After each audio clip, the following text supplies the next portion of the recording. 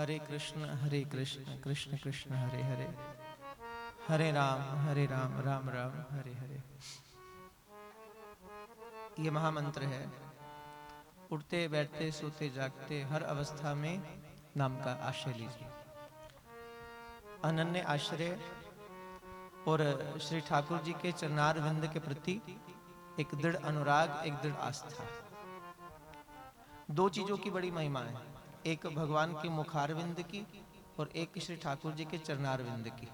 मुख की भी और भगवान की चरणों की भी।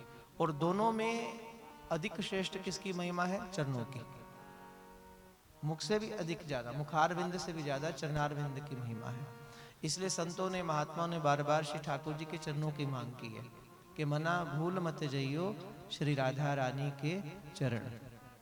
उन चरणों का अनुराग प्राप्त हो, उन चरणार विंदों का सानिध्य प्राप्त हो। आप ध्यान दीजिए, किसी संत के पास आप जाते हैं तो क्या करते हैं? उसके चरणों में प्रणाम करते हैं। जब परशुराम जी महाराज जनक की सभा में पधारे और बार बार रघुनाथ जी से कहते युद्ध करने के लिए, और रघुनाथ कहते बोले महाराज हम युद्ध नहीं करते, ब्राह्मणों से, साधु संत महात्माओं से हमारा कोई युद्ध नहीं है, युद्ध तो दुराचारियों से है, आपसे नहीं है। जब बार बार परशुराम कहते तो रघुनाथ क्या करते हैं? परशुराम जी के चरण स्पर्श करते, पाद स्पर्श करते हैं। और जैसे पाद स्पर्श किया, चरणों का स्पर्श किया, तो जैसे परशुराम जी की जितनी भीतर की शक्ति थी रघुनाथ ने खींच ली। माने दूसरे व्यक्ति की शक्ति को खींचने का एक ही साधन है, चरणार बिंदों में स्पर्श करना, उसके चरण को छू देना। कोई व्यक्ति कितना भी नाराज क्यों ना हो, आप जैसे उसका चरण स्पर्श करते हैं तो ऑटोमेटिकली उसका आशीर्वाद, उसका हाथ आपके सर की ओर आएगा, ऑटोमेटिकली आएगा। इसलिए चरणार बिंद की बहुत महिमा है। कृष्ण का अर्थ क्या होता है? महामंत्र में 3 शब्द हैं, हरे, कृष्ण और राम, ये 3 शब्द। हरा बोलते हैं श्री राधा रानी जी को, किस लिए? क्योंकि वो अपने सौम्यता से, अपनी शीतलता से, अपने सौंदर्य से, अपनी प्रत्येक अदा से श्री वृंदा विपिन बिहारी के मन को हर लेती हैं, इसलिए वो हरा है। और संबोधन में बनता है हरे, संबोधन में हरे है। कृष्ण का अर्थ क्या होता है? कृष बोलते हैं जो आकर्षित करता है। कृष माने जो आकर्षित करता है, जो अपनी अलकन से, पलकन से, अपनी चितवन से, अपने अधरण के समित समित हास्य से, अपनी अलौकिकता से, नैनन के काजल से, नैनन के बांध चलाकर, अपनी माधुरी से, अपनी मधुरिमा से, अपने अंगराग से, अपने चरणों की नुपुर की झनकार से, अपनी चाल ढाल से, अपने वेणु के वादन से, अपनी भाग भंगिमाओं से, जो अनंत अनंत ब्रह्मांड को एक ही क्षण में आकर्षण करने की क्षमता रखता है, इसलिए वो क्रीश है, इसलिए वो क्रीश है। लेकिन क्रीश के साथ अणा भी लगा हुआ है। शब्दों की बड़ी महत्ता है। अणा क्यों लगा हुआ है? कि केवल आकर्षण नहीं करते कृष्ण, कि जिसके चित्त का आकर्षण करते हैं फिर उसके अंतर मन को आनंद भी प्रदान करते हैं, इसलिए वो कृष्ण है। आकर्षति इति कृष्णः, जो आकर्षण भी कर रहा है। देखो, आकर्षण संसार भी करता है, आकर्षण कृष्ण भी करते हैं। और अगर सही देखो तो संसार का आकर्षण ज्यादा है। हर जीव का मन संसार की ओर ज्यादा दौड़ता है। वो तो कोई संत महात्मा, कोई सदगुरु करुणा करते तो यही मन की दिशा श्री कृष्ण के चरणारविंद की ओर दौड़ती है। अन्यथा तो वल्लभाचार्य क्या कहते हैं कि मन स्वभाव तो दुष्टा, मन का स्वभाव ऐसा है, संसार बार बार अच्छा लगता है।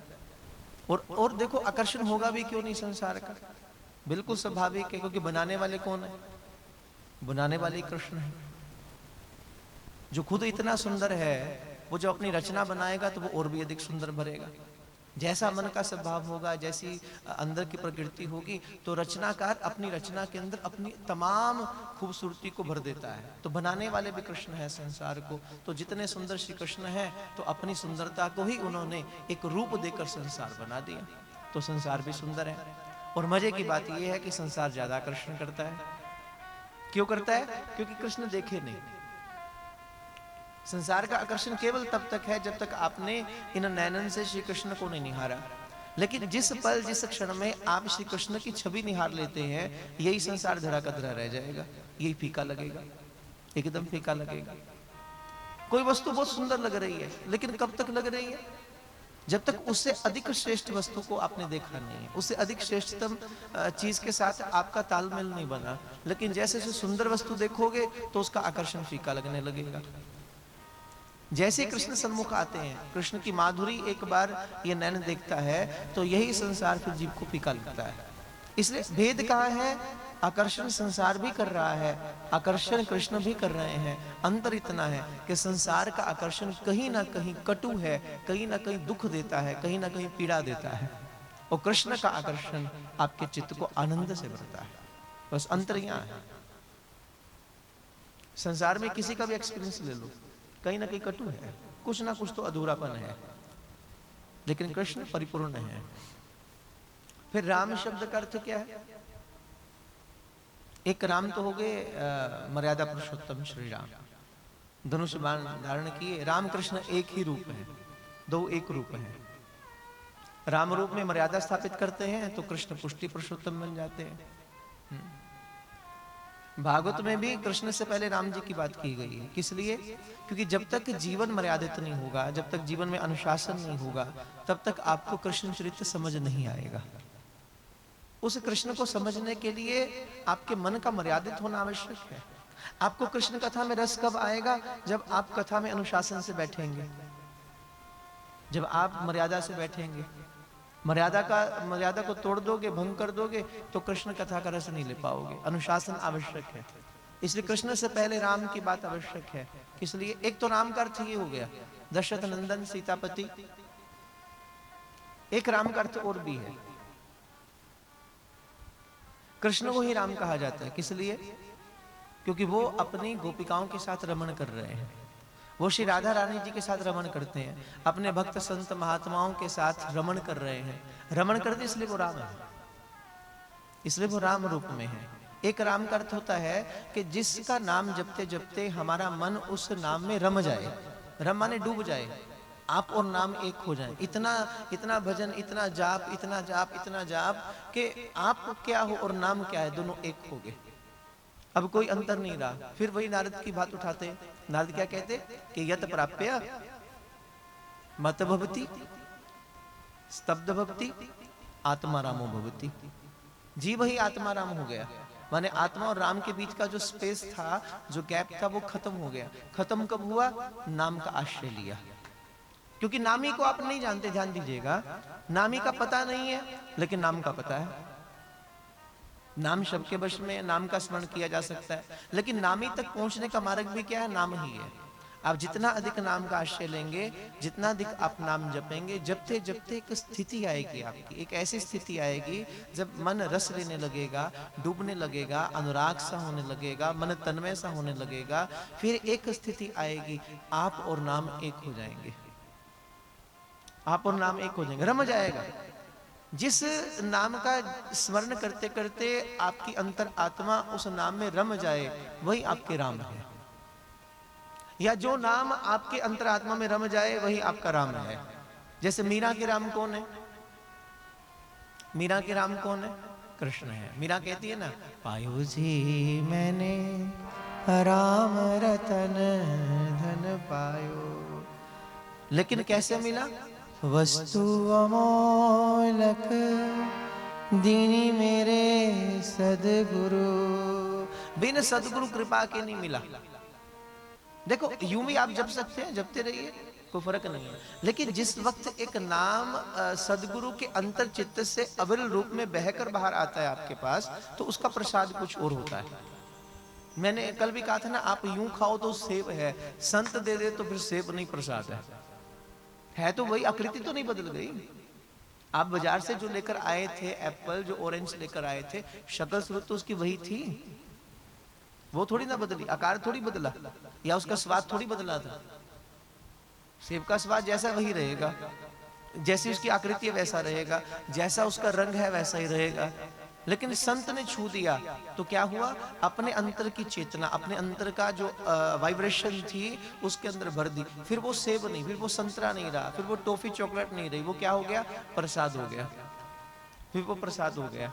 इसी प्रकार से जब आप अकेले ही नाम जप रहे हो, बिल्कुल वैसा ही है जैसा आप सेब खा रहे हो, आप फल खा रहे हो। लेकिन जब कोई सद्गुरु उसको आपको प्रदान करता है, फिर वो अपने अंदर की वाइब्रेशन, अपने अंदर की चेतना, अपने अंदर की सिद्धि, अपने अंदर की वो प्रेम, अपने अंदर की अलौकिकता उसके अंदर भरकर आपको प्रदान करेगा, तब प्रदान करेगा। आप विश्वास करो, तभी तो हम संतों पर विश्वास करते हैं। क्यों जाते हैं संतों के पास? बोले महाराज आशीर्वाद दे दो। माने कोई उम्मीद तो है, कोई आस तो चित्त में होती, कोई भरोसा तो है कि ये हाथ रख देंगे, अगर ये कह देंगे तो कुछ हो जाएगा। किसी विश्वास के साथ ही जाते हो, अगर ये कह देंगे तो हो जाएगा। कोई अंतर चेतना में कोई आत्मा तो विश्वास की एक धारा बहा रही है, अगर गुरुदेव कह देंगे तो हो जाएगा। और वास्तविकता यही है, अगर संत कह दे तो ब्रह्मा का लिखा भी खत्म हो सकता है। ब्रह्मा की भी कहां तक चलती है? जब तक बीच में कोई संत नहीं आया। ब्रह्मा का शासन भी समाज पर चलता है, लेकिन उसी समाज के सन्मुख एक सदगुरु आकर खड़ा हो जाए तो फिर महाराज ब्रह्मा की भी नहीं चलती, और छोड़िए कृष्ण की भी नहीं चलती। फिर तो क्यों? फिर भगवान को भी कहना पड़ता है कि प्रबल प्रेम के पाले पड़कर प्रभु को नियम बदलते देखा, खुद का मान भले टल जाए पर भक्त का मान न टलते देखा। फिर भक्त की बात को तो कृष्ण भी कहां टालते हैं। वो तो कहते मैं तो हूं भक्तों को दास और भगत मेरे मुकुट मणि। भक्त मेरे सरताज है। कृष्ण झुक जाते हैं, कृष्ण प्रणाम करते हैं। इसलिए राम का अर्थ क्या है? जहां जपते जपते जपते जपते आपका मन रम गया, मन रम गया। इसलिए महाराज मोबाइल उठाइए, पर मोबाइल से ज्यादा आप हाथ में माला उठाइए। जितना प्रेम मोबाइल से करते हो, अब मैं पूछूं ना मोबाइल कितनों के पास है? भले यहां ना हो, अपने पास तो हो, रखा तो होगा आपने। हाथ खड़े करो जरा। हाँ, सबके पास है। और माला किसके पास है? अब वो कम हो गए। अब तो गिनते में बहुत कम हो, जहां हजारों लोग बैठे होते हैं वहां भी हाथ यही रहते हैं। माला वाले बहुत कम ही होते हैं, मोबाइल वाले ज्यादा होते हैं। इसलिए गोस्वामी कहते हैं ये बात बड़ी शोचनीय है। सोचने वाली बात है कि जिससे प्रेम होना चाहिए उससे प्रेम जीव को नहीं है, और जो प्रेम के लायक नहीं है उसके जीव पीछे पीछे घूम रहा है। अगर प्रेम करने के कोई लायक है तो श्री कृष्ण ही है। एक बात ध्यान रखिए, आप कहीं भटक लीजिए संसार में, कहीं चले जाइएगा, लेकिन जिस दिन हमारे मन को विश्रांति मिलेगी तो वो केवल और केवल श्री कृष्ण के चनार विंद में ही मिलेगी, कहीं और मिल ही नहीं सकती। आप कहीं भटक कर आ जाइएगा, कहीं भटक कर। आप कहीं से भी उपासना शुरू कीजिए, किसी भी देवता से उपासना शुरू कीजिए, लेकिन परिणाम क्या होगा? एक ना एक दिन आपको वृंदावन की राह ही मिलेगी। एक ना एक दिन आपको श्री कृष्ण के चनार विंदों में पहुंचना ही पड़ेगा। कई बार लोग प्रश्न करते हैं, बोले महाराज जी जीवन भर हमने महादेव की आराधना की, जीवन भर हमने भोलेनाथ की आराधना की, खूब महादेव का ध्यान किया, खूब शिवालय जाना, पर पता नहीं क्यों जीवन बीतता जा रहा है, वृद्ध अवस्था आ गई, आज मन श्री कृष्ण की ओर आकर्षित क्यों हो रहा है? आज क्यों मन चाहता है बार बार वृंदावन की ओर चला जाऊं? ध्यान दीजिएगा, अगर आपके साथ भी कुछ ऐसा हो, अगर आपके साथ भी कुछ ऐसी घटना घट रही हो कि महादेव की आराधना करते करते अचानक कृष्ण अच्छे लगने लगे, कृष्ण प्यारे लगने लगे, तो एक बात सीधी सीधी समझ लीजिएगा, इसका अर्थ एक ही है कि अब भोलेनाथ महादेव आपकी भक्ति पर प्रसन्न हो गए हैं। जिस दिन वो आपकी निष्काम भक्ति पर प्रसन्न होंगे महादेव, उस दिन आपको वृंदावन की राह दिखा देंगे, ये निश्चित है। भगवती अंबिका जिस दिन आपकी भक्ति पर प्रसन्न हो जाएंगी, आपके जीवन में किसी ऐसे संत को भेज देंगी जो आपको कृष्ण तक लेकर जाएगा, कृष्ण तक लेकर जाएगा। बाकी क्षमा कीजिए, किसी और देवी देवता में ऐसी समर्थता नहीं है जो कृष्ण तक लेकर जाए। महादेव हैं जो कृपा करके लेकिन इतना निश्चित है, आप कहीं से शुरू कीजिए, किसी देव से शुरू कीजिए, कहीं से प्रारंभ कर दीजिए, लेकिन आपके अंतर चेतना अगर निष्काम है तो एक दिन राह आपको कृष्ण की मिलेगी। ये निश्चित है, आपको आना पड़ेगा, निश्चित रूप में आना पड़ेगा। इसलिए जपते जपते नाम का आश्रय लीजिए। मोबाइल उठाइए, बड़े शौक से उठाइए, पर साथ साथ में माला भी रख लीजिए। कोई बात नहीं, एक हाथ में माला जपिए, एक हाथ में मोबाइल रखिए। संसार भी साथ में हो, भगवान भी साथ में हो, क्योंकि इसी संसार में ओत प्रोत है श्री कृष्ण। कृष्ण में ही संसार है, संसार में ही कृष्ण है। ए संसार सदा नहीं हो रहना, ए संसार सदा नहीं हो रहना, ए संसार सदा नहीं हो रहना, ये संसार सदा नहीं हो रहना, साचा सदा गिरवर जी, सुन लो मारी अर्जी, सुन लो मारी अर्जी, सुन लो मारी अर्जी, सुन लो मारी अर्जी, गोविंदा सुन लो मारी अर्जी, सुन लो मारी अर्जी, सुन लो मारी अर्जी, सुन लो मारी अर्जी, गिरिधर मारी अर्जी सुन लो, गिरिधर हारी अर्जी सुन लो, गिरिधर मारी अर्जी सुन लो, गिरिधर हारी अर्जी सुन लो, मानो न मानो थारी मर्जी, सुन लो मारी अर्जी, सुन लो मारी अर्जी, सुन लो मारी अर्जी, सुन लो मारी अर्जी, सुन लो मारी अर्जी, सुन लो मारी अर्जी, सुन लो मारी अर्जी, सुन लो मारी अर्जी, गोविंदा सुन लो मारी अर्जी। इसलिए नाम का आश्रय लीजिए, स्मरण करें, श्री कृष्ण वंदे जगत गुरुवम। कृष्ण राम कहने का अर्थ एक ही है। कृष्ण रूप में जब आप कृष्ण कहते हो, हे गोविंद मेरा मन बार बार संसार की ओर आकर्षित होता है, आप ऐसी करुणा करो। मैं बहुत प्रयास करता हूँ लेकिन जानता हूँ मेरा प्रयास सफल नहीं हो पाता।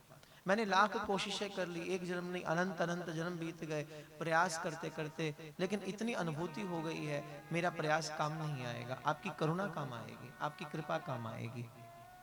इसलिए जब कृष्ण कहते हो तो चित्त की धारणा ये हो, हे प्रभु मेरा प्रयास विफल हो रहा है, मेरा मन ना चाहने पर भी बार बार संसार की ओर आकर्षित होता है, आप ऐसी करुणा करें मेरा यही मन आपके चरणों में आकर्षित हो जाए, मेरे मन को आनंद मिले। जब राम कहते हो तो मन का भाव क्या हो, हे गोविंद जिस प्रकार से आप श्री राधा रानी जी के साथ, अपनी सहचरियों के साथ, अपनी गोपिकाओं के साथ, अपने ग्वाल बालों के साथ, अपनी गई बछड़ों के साथ, अपने भक्त संत महात्माओं के साथ नित्य प्रति रमन करते हैं, हे गोविंद मुझे भी अपनी किसी दास दासिकाओं की किंकरी बना लीजिए चरणों की, और मेरा मन आपके संग रमन करे, ऐसी करुणा करो। मन का भाव ऐसा हो, धीरे धीरे मन चित्तवृत्ति बदलने लगेगी, रहोगे संसार में लेकिन कृष्ण अपने लगने लगेंगे। भागवत का फल यही है, कृष्ण अपने से लगने लगे, कृष्ण प्यारे लगने लगे। गर्व से को, जैसे कहते हो ना मेरा बेटा है, मेरी पत्नी है, मेरा पति, बड़ा गर्व होता है कहते हुए, तो ऐसा ही गर्व महसूस हो, मेरे कृष्ण है, मेरे कृष्ण है।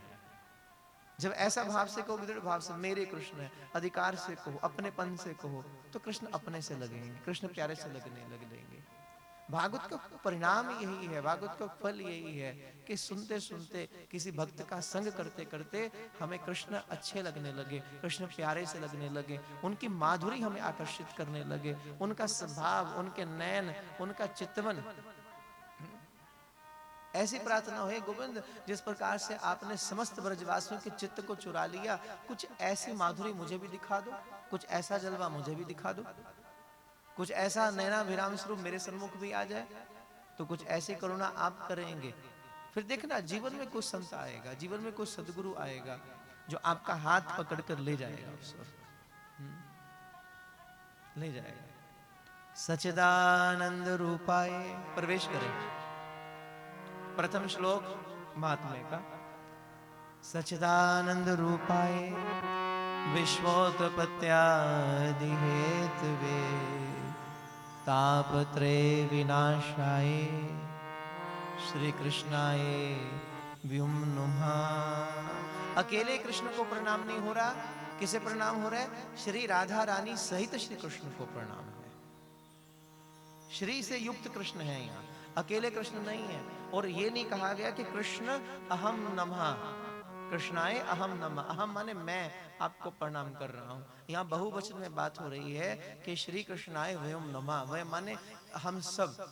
हम सब कौन? सारी सृष्टि सहित। वेद व्यास कहते हैं समग्र सृष्टि सहित इस अनंत अनंत ब्रह्मांड में जो कोई भी है, भले वो मानव है, पशु है, पक्षी है, सकल सृष्टि जैसी आपकी है, उन सबको मिलाकर 84 लाख योनियों सहित हे गोविंद, हे श्री राधा माधव, मैं आपके चरणों में कोटि कोटि नमन कर रहा हूं। प्रार्थना है अभी यहाँ पर कि श्री कृष्ण आए व्योम नमः। क्योंकि युगल उपासना, ध्यान दीजिएगा, मैंने कल भी कहा था अकेले कृष्ण की उपासना नहीं, अधूरी होगी। राधा सहित श्री कृष्ण विराजमान है। उस युगल उपासक, उस युगल सरकार को, उस प्रिया प्रीतम को नमन कर रहा हूं समग्र सृष्टि सहित। दूसरे श्लोक में महात्म्य में वेद व्यास कह रहे हैं यम प्रवचंतम अनुपेत पेत कृत्यम द्वैपायनो विरहे कात्र आजुहाव पुत्रेति तन्मता तरवोभिनेदुस्तम सर्वभूत हृदय मुनि मानतो अस्मि। द्वितीय श्लोक में महात्मा के परम सदगुरु सुखदेव जी महाराज को नमन किया है, सुखदेव जी को याद किया है। सुखदेव कैसे संत है? बोले 12 वर्ष माँ के गर्भ में रहे, प्रकट नहीं हो रहे। किस लिए? हमने पहले भी चर्चा की थी। गर्भ में जहाँ नरकवास है एक जीव का, प्रभु को याद कर रहा है, हे गोविंद मैं बाहर आऊं, संसार में आऊं, इन दुख यात्राओं से छूट जाऊं। लेकिन जैसे जीव बाहर आया तो क्या हुआ? रोने लगा। रो क्यों रहा है? दुख से छूटकर आया है तो रो क्यों रहा है? क्योंकि दुख क्या है? भगवान की विस्मृति हो जाना, भगवान भूल जाए, इससे बड़ा दुख संसार में कोई दूसरा नहीं है। इससे बड़ा कोई दुख नहीं है। दुख ये नहीं है कि कितना भौतिक सुख मिला, कितनी भौतिक अभाव है, कितना सामाजिक अभाव आपके चित्त में है, आपके जीवन में है।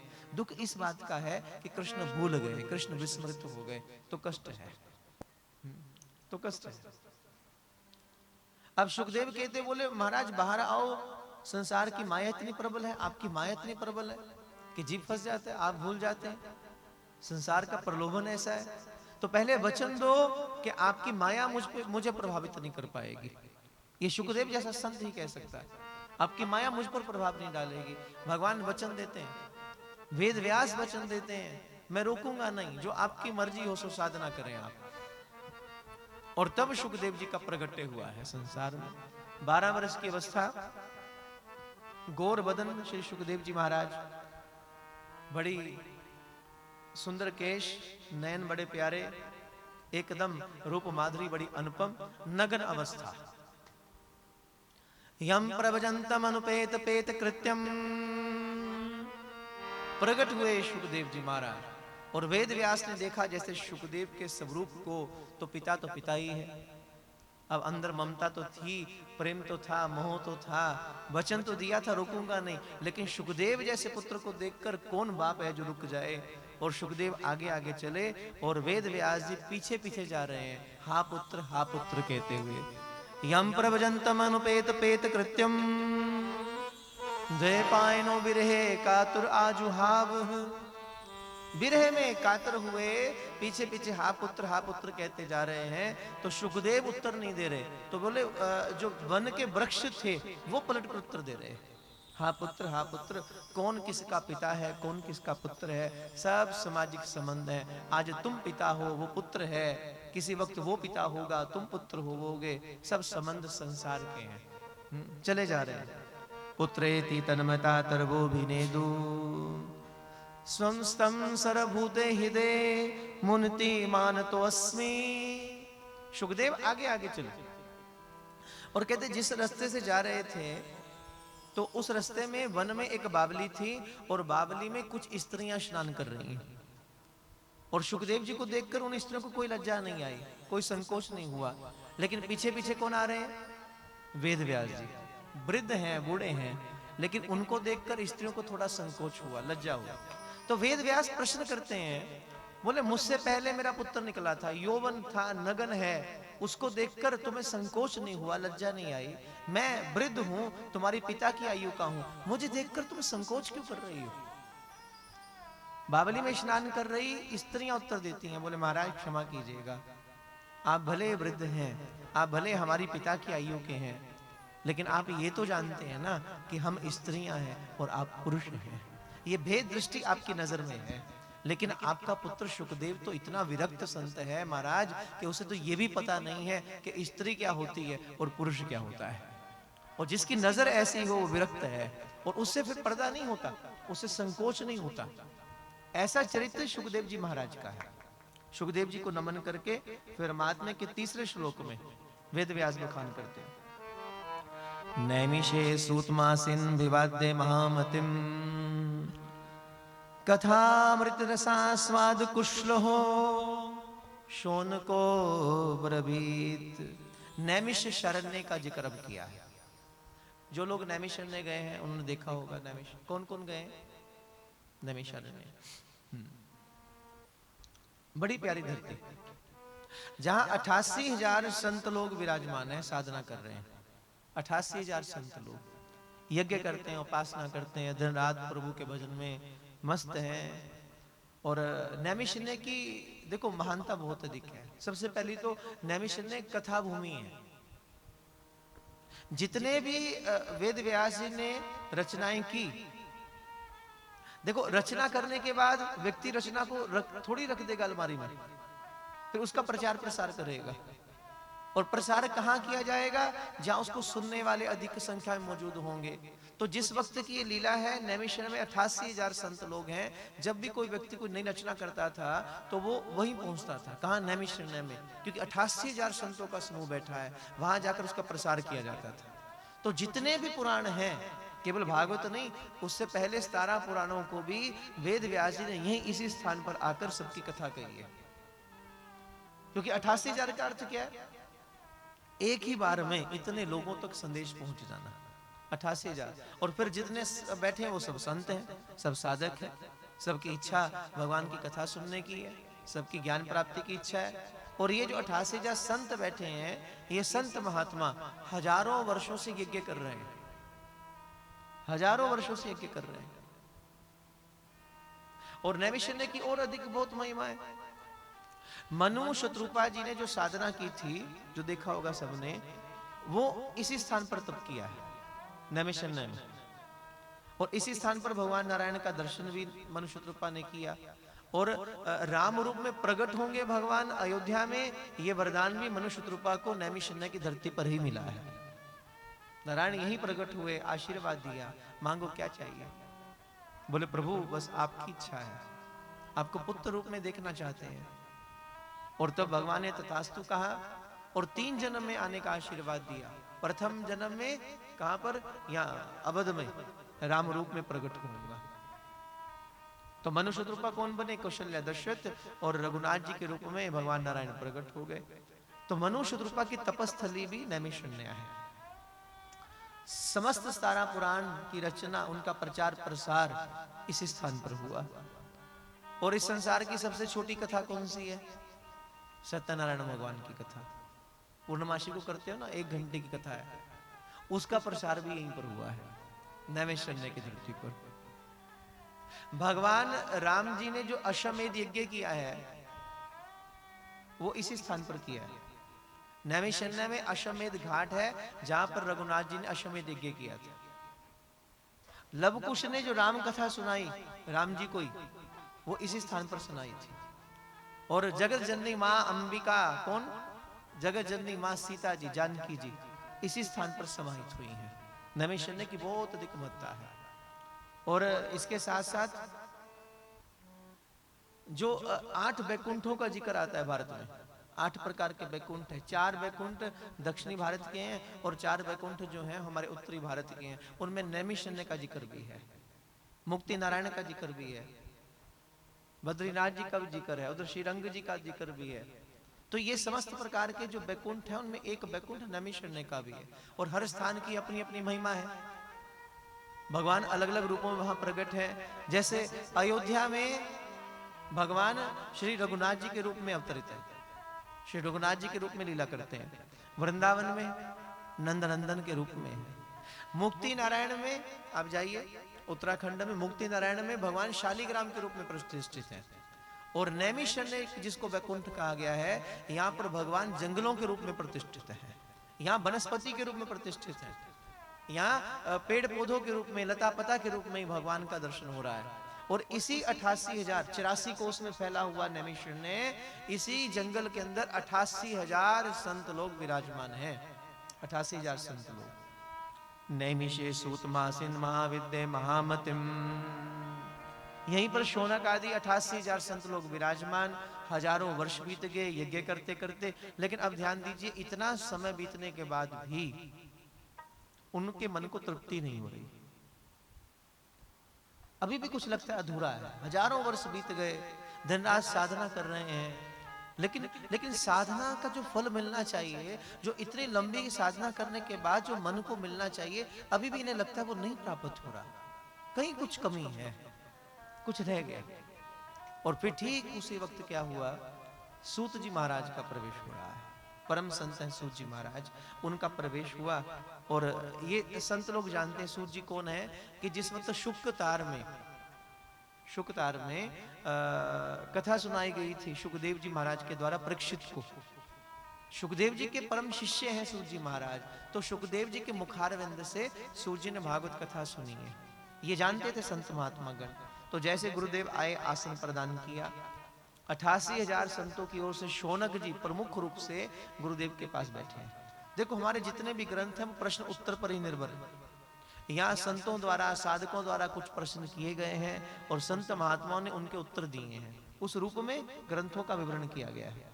यहाँ शौनक जी भी 88,000 संतों की ओर से विभिन्न प्रश्न करते हैं और उन प्रश्नों के उत्तर ही भागवत के 12 स्कंदों में निरूपण किए गए हैं। 18,000 श्लोक में वर्णित है और 335 अध्यायों के रूप में शौनक जी कह रहे हैं। अब शौनक जी के शब्दों पर ध्यान दीजिए। अज्ञान ध्वंत विध्वंस कोटि सूर्य संप्रभा, महात्म्य का 4th श्लोक। सूते कई कथा सारम मम कर्ण रसायनम। शौनक जी कह रहे हैं कि अज्ञान द्वंत विध्वंस कोटि सूर्य संप्रभा, हे गुरुदेव हमारे अंतर मन में बड़ी अज्ञानता का अंधकार है। पहली बात ध्यान दीजिए, ये 88,000 संत लोग जो दिन रात साधना कर रहे हैं, जिनका संसार के साथ प्रयोजन ही नहीं है, कहीं सांसारिक बात नहीं हो रही है, यज्ञ करते हैं, शुद्ध कर्म करते हैं, भजन करते हैं, उनके मन में कौन सी अज्ञानता, उनके मन में से कौन सी अज्ञानता का अंधकार है। देखो संत प्रश्न करेगा तो वो प्रश्न भी संसार के लिए, जीव के कल्याण के लिए करेगा। ये जो बात कह रहे हैं वो अपने लिए नहीं कह रहे, जन कल्याण के लिए कह रहे हैं। बोले प्रभु कलिकाल के जीव के अंतर में बड़ी अज्ञानता है, बहुत अंधकार है, लेकिन आप जैसा कोई सदगुरु आएगा तो वो प्रकाश करेगा। वो प्रकाश करेगा। सदगुरु नानक प्रगटया मिट तुंद जग चानन हुआ। कोई सदगुरु आएगा, पूर्ण सदगुरु उतरेगा तो वो करुणा करेगा, कृपा करेगा। आप कृपा कीजिए, इस जीव का कल्याण हो, ऐसा कुछ करिए। और क्या कह रहे हैं कि सूत के ही कथा सारम मम कर्ण रसायनम। हमें वेदों का सार नहीं, हमें वेद नहीं सुनने, हमें शास्त्र नहीं सुनने, हमें समस्त वेदों का, समस्त शास्त्रों का सार रूप कथा सुनाइए, सार सुनाइए। देखो सार सुनने में क्या प्रयोजन है, माने हमें फल प्रदान कीजिए। देखो स्वाद किसमें होता है, फल में ही होता है, सार में ही होता है। स्वाद किसमें है? अब इतना बड़ा वृक्ष आपने लगाया, बहुत विशाल वृक्ष, लेकिन आप खाते क्या हो, फल ही खाते हो। जबकि पूरे वृक्ष का जो सार है, रस है, वो रस ही उस फल में आया है, लेकिन फल अधिक स्वादिष्ट है।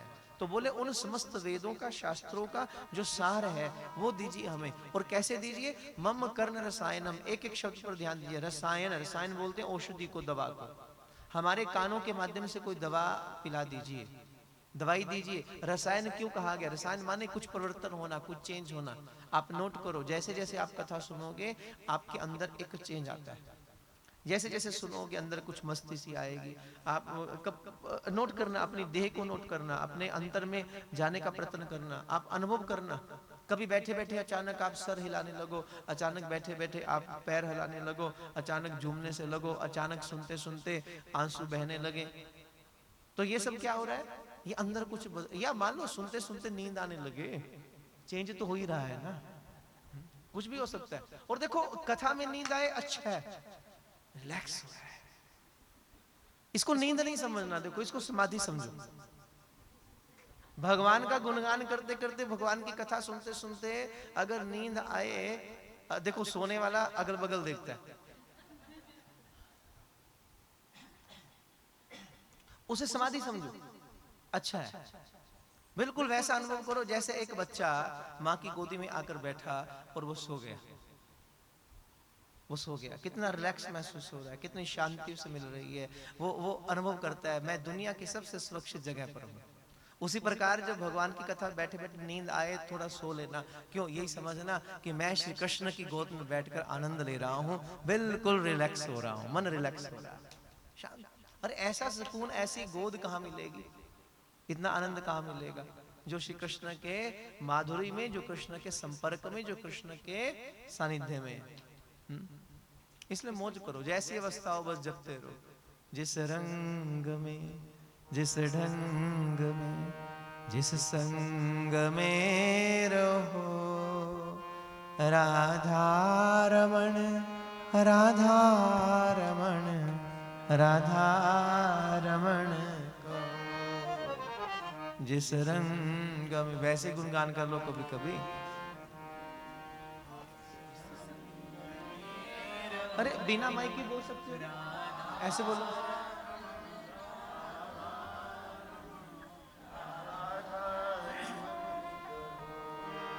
राधा रमण, राधा रमण, राधा रमण कहो। राधा रमन, राधा रमन, राधा रमन कहो। एक एक रसायन बनता है भीतर, कथा सुनते सुनते भीतर एक बदलाव, एक परिवर्तन आता है अंतर में। आप नोट करो, अनुभव करना, कुछ लक्षण प्रकट होंगे कथा सुनते सुनते, जिससे पता लगेगा आपको कथा भीतर जा रही है कि नहीं जा रही है। अचानक सुनते सुनते शरीर में कंपी आने लगे, अचानक आंसू बहने लगे, या अचानक ही बिना कारण के आप हंस रहे हो, अचानक ही जोर जोर से बोल रहे हो। बोलना क्या, संसारिक बात नहीं, कृष्ण की बात कर रहा हूं। अचानक ही रोमांच सा होने लगे, अचानक मन करे झूम लूं, नाच लूं, गा लूं, अचानक ऐसी कुछ लक्षण प्रकट होने लगे, मूर्छित हो जाओ, ऐसी अवस्था कुछ आ जाए, तो ये लक्षण है। संसार में कोई रोग हो जाए तो उसके लक्षण साथ में प्रकट, सिम्टम्स पहले पता लग जाते हैं। तो ये प्रेम रोग हो जाएगा तो इसके लक्षण भी प्रकट होंगे। सबसे पहला लक्षण यही है, नेत्र बरसेंगे। अगर 7 दिनों में संत कहते हैं कि एक बार भी कथा सुनते सुनते आपकी आंख ना भरे, तो समझना आपको कथा लग नहीं रही है, पत्थर हैं आप।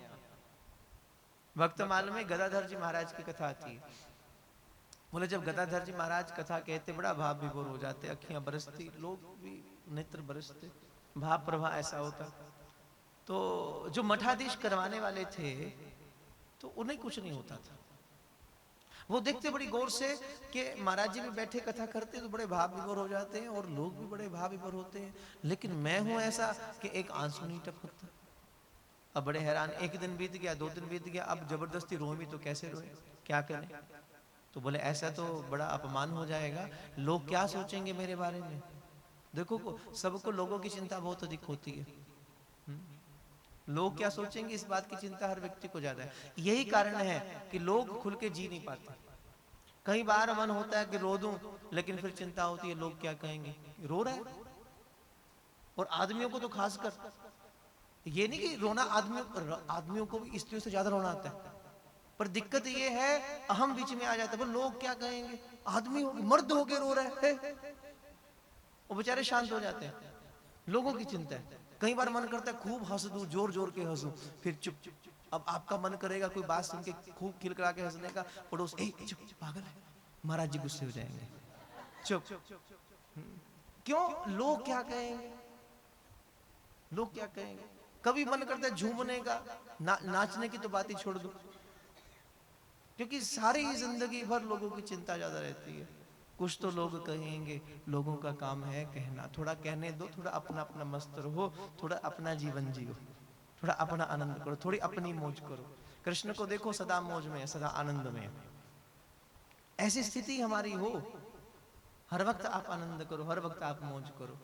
लेकिन मठाधीश के मन में क्या था? बोले लोग क्या सोचेंगे कि इतने लोग भाव में डूबकर कथा सुनते हैं, और ये है कि महाराज एक आंसू भी नहीं निकलता। तो बोले अब कुछ करना पड़ेगा। तो तीसरे दिन क्या हुआ, अपने साथ जो पोटली थी उसमें थोड़ी सी मिर्ची पाउडर ले गए, लाल मिर्ची का पाउडर ले गए, कि जब लोग रोएंगे, आंसू बहेंगे, थोड़ा लगा लूंगा, थोड़ा बहुत पानी आए, कम से कम कुछ इज्जत मान तो बचेगी। और तीसरे दिन बैठे तो गदाधर जी महाराज जब कथा कहने लगे, बड़ा भाव प्रभाव हुआ, लोगों के भी आंसू निकल रहे हैं, गदाधर जी महाराज के नेत्र भरे हुए हैं। बिल्कुल ठीक मौका देखकर वही पोटली उठाई और आंख पर लगाई और पानी। बोले अब ठीक है, कम से कम इज्जत तो बची रहेगी। पर बीच में बैठा था कोई एक जैंटा जी जैसे, बीच में बैठा था।